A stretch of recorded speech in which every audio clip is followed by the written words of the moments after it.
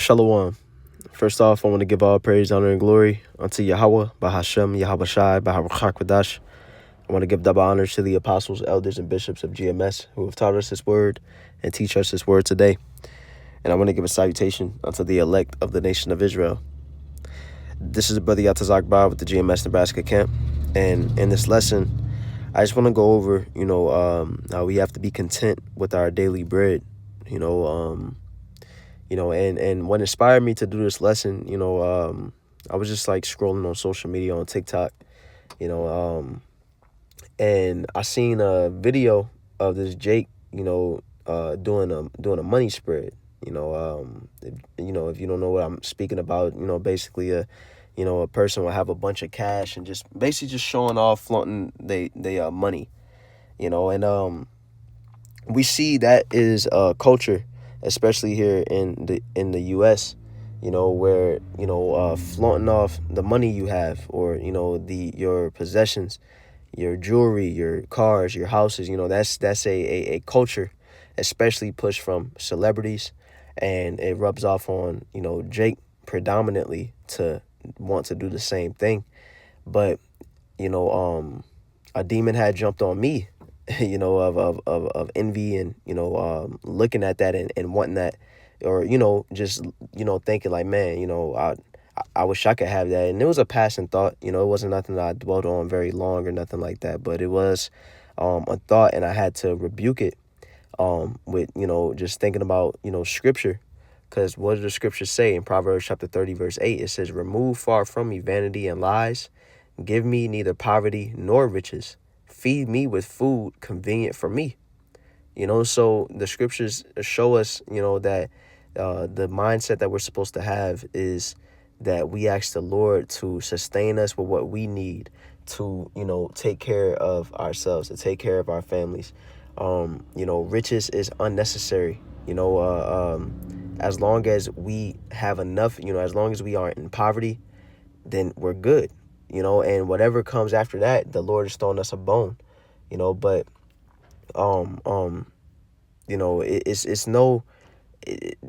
we have to understand that to chase money, to be in a situation in this world where we are, for lack of better words, financially gifted, or where we have abundance of money, we have to give energy over to that. We have to pour into that and chase that. And with us being in this truth, that is energy that would be taken away from what? Our servitude towards Yahweh Bahashem, Yahweh Shai. That's time that we will be giving up. That's energy that we will be giving up, and for what? For, treasures in this world. And the scriptures tell us to lay our treasures up in heaven. So, we'll, let's read the scripture. Actually, no, let's go to 1 Timothy chapter 1 verse 6, I believe. No, this isn't it. 1 Timothy 6:6, which says, but godliness with contentment is great gain. So let's grab that word contentment, which is Strong's G 841, which says a perfect condition of life in which no aid or support is needed, sufficiency of the necessities of life, a mind contented with this lot, contentment, and, in this truth, as prophets, as men of the Lord, and not just us men, but the men, women, and children, all of us who are followers of Yahweh Bashem, Yahweh Shai, a part of the hopeful elect, we are supposed to, Salakia, the video had got interrupted, but I was just saying that, we are all supposed to be content with the lot that we have been placed in. And, within our lot, like I mentioned before, there's supposed to be a focus, and, our mind's supposed to be tunnel vision on what? Seeking the kingdom. It says, seek the kingdom and all these things shall be added unto you. Now, we have to continue to deny, the pleasures of this life, the pride of life, the lust of the flesh, the lust of the eyes. And that comes with that. The pride of life, the lust of the flesh, the lust of the eyes. What comes with it? The want to be successful. Seeing, people around us in this world, start to amass certain things, amass wealth, and, wanting to, follow after that, or, just that's constantly put in our face. And, we may, want that at times, and it's not wrong to want that, because we're going to have that in the kingdom. We're going to have large amounts of wealth. We're going to have large amounts of riches. That's, normal to desire that, but it's not normal to desire that in this kingdom, knowing that all this shall be, all of this shall pass away, but let's read on in the scripture, and we'll expand on the point. It says, for we brought nothing into this world, and it is certain we can carry nothing out. And the apostles, they give us, our apostles, elders, and bishops, they give us, perfect examples of the way that we're supposed to carry ourselves in this truth. They carry themselves as stoics. And a part of that, they tell us that, we are supposed to live minimalist lives. There's no, reason for us to want to have all types of different shoes, all type of different outfits, and a bunch of cars. No, they live minimal lives, and with those minimal lives, it shows their level of contentment with their lot, to where they have the necessities that they need for life, and they don't need anything else after that. Like I mentioned, whatever else comes after that, that's a bone that the Lord would throw, but we don't need that. It says in verse 8, and having food and raiment, let us be therewith content. We got, the food that we need, we got the clothing that we need. And, after that, what more can we ask for in this world?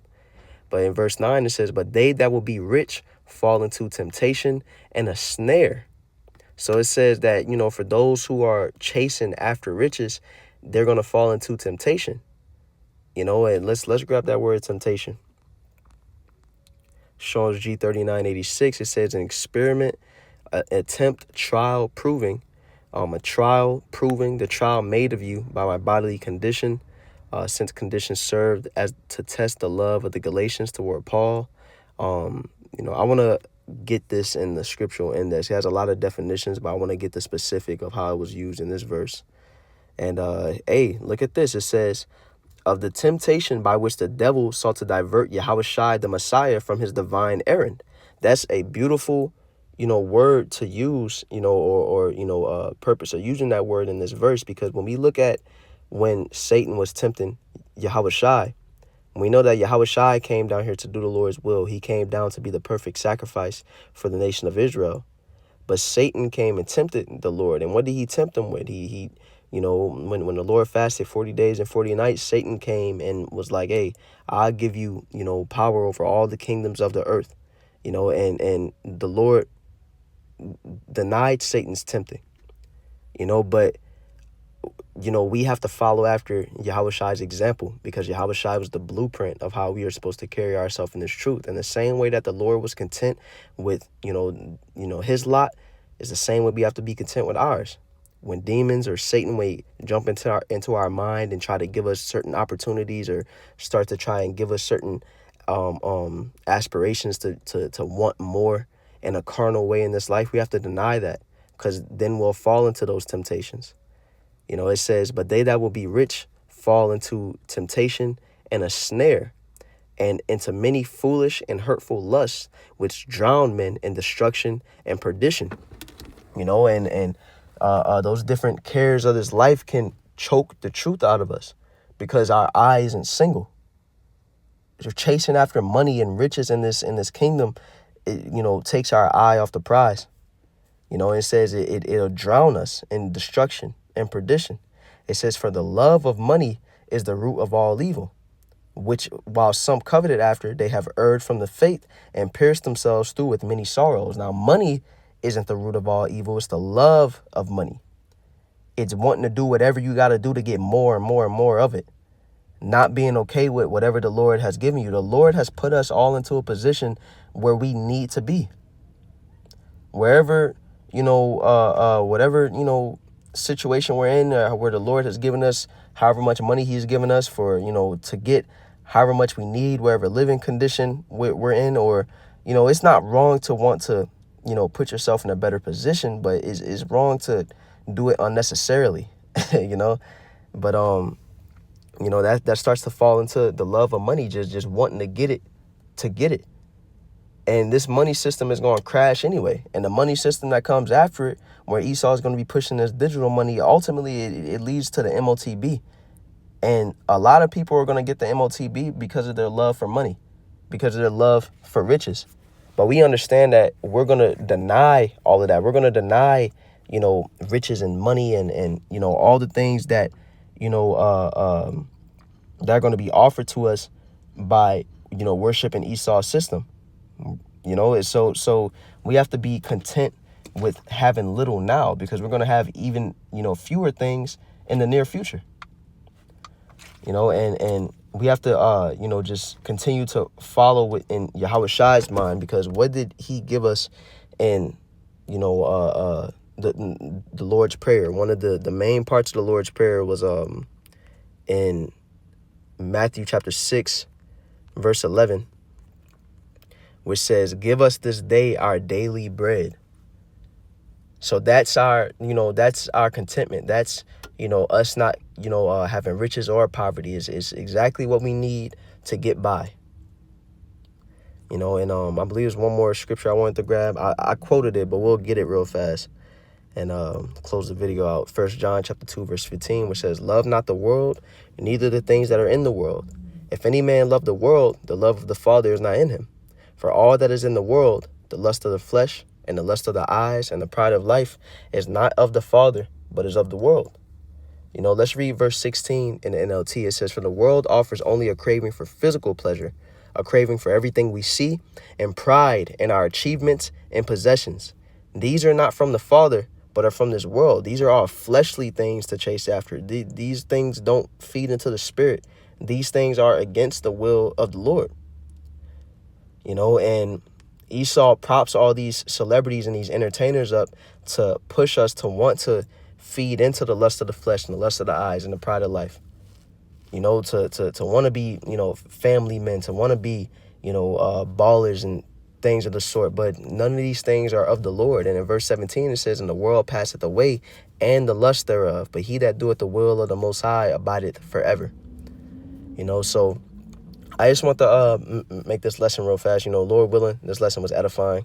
Once again, I want to give all praise, honor, and glory unto Yahweh, Bahashem, Yahweh Shai, Baharachak Wadash. I want to give double honors to the apostles, elders, and bishops of GMS, and a salutation unto the elect. Shalom.